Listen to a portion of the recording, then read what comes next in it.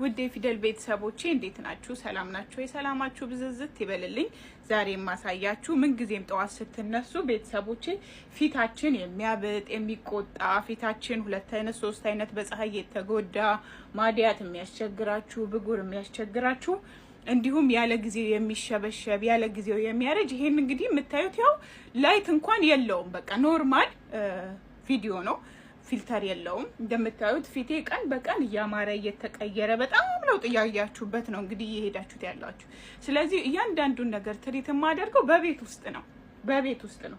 ሶ ፊታችሁ የሚቆጣ የሚያበጥ ብጉር የሚያስቸግራችሁ ፊታችሁ ማዲያት ያለው በፀሐይ የተጎዳ በተለይ በፀሐይ ሲጠብሰን ፊታችን ሁለት አይነት ሶስት አይነት ይሆናል። ፊታችን ያለ ጊዜው በተለይ አብዛኛው ያሁኑ የምትጠየቀው ጥያቄ ፊደልዬ ፊታችን ያለ ጊዜው እያረጀ ነው፣ ያለ ጊዜው እየተጨማደደ ነው፣ ያለ ጊዜው እየተሸበሸበ ነው ብላችሁ የምትጠይቁኝ በረዶ በጣም ፊታችን ላይ 100% በሚባል ሁኔታ ትልቅ ለውጥ የሚያመጣልን ነገር ቢኖር በረዶ ነው። ሶ ምን ጊዜም በረዶ እንደዚህ በነገራችን ላይ ከፈለጋችሁ የሩዙን ተዘፈዝፉትና የሩዙን ውሃ የሎሚ ብርቱካን ይታያችኋል። ይሄ ብርቱካን ጨምቄበታለሁ።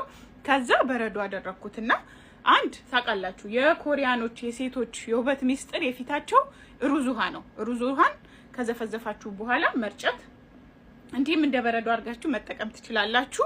ሶ በጣም ተወዱታላችሁ፣ ተጠቀሙት። እኔ በጣም ፊቴ ላይ ትልቅ ለውጥ አግኝቼበታለሁ።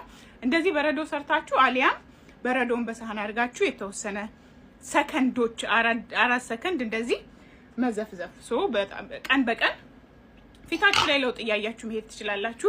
እንደዚህ መጠቀም ትችላላችሁ። ቤተሰብ ይሄው ይሄንን እንደዚህ የተልባ ሳይቻችኋለሁ ከዚህ በፊት የተልባውን ጄሉን በረዶ ማረክ ትችላላችሁ በሚመቻችሁ። ግዴታ ይሄ ስላላችሁ ስለሌላችሁ አይደለም፣ በፈለጋችሁት እቃ እና እህቴ ደግሞ ጠይቃኛለች አይን ስር ለሚጠቁርባችሁ እንደዚህ አድርጋችሁ አይናችሁ ስር በበረዶ እንደዚህ አድርጉት። እንደገና